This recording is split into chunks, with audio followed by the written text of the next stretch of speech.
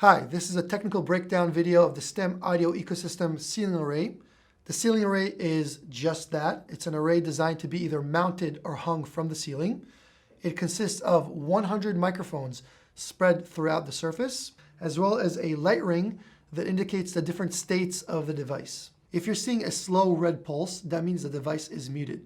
If you're seeing a rapid red pulse, it means the device is being pinged. A solid red ring means you have a device error. A slow blue pulse means the device is booting up, whereas a slow blue pulse that then turns off means the device is restarting. Blue light turning completely on and off repeatedly means the device is adapting and testing the environment. A dim solid blue light means the device is on. A rapid blue pulse means the device just finished booting up.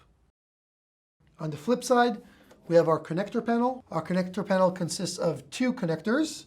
One of them is our RJ45 Ethernet connector, which is both our data and power.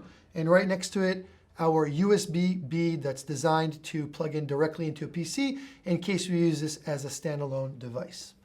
The ceiling array can actually cover in three different beams. The first beam is what we call wide, which is 60 degrees.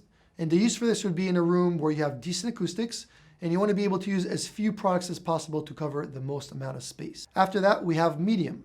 Medium is a 20-degree angle, and it's designed to be used in a room that's maybe a little bit more reverberant and you might have some audio issues.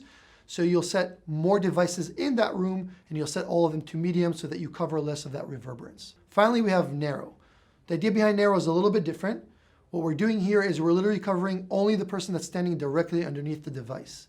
This is designed for situations like a podium speaker or any case where you want to make sure that you actually don't pick up anybody that's not directly underneath the device. In order to install the STEM ceiling device, just make sure it's secured to your ceiling, then plug it into your Ethernet jack. Make sure the Ethernet jack supports PoE Plus or provide it with a PoE Plus injector. Give it a couple of minutes to boot up, and then go ahead and move on to the platform to install the device in the room. We'll talk more about that in section 2. That's it. Thank you for watching.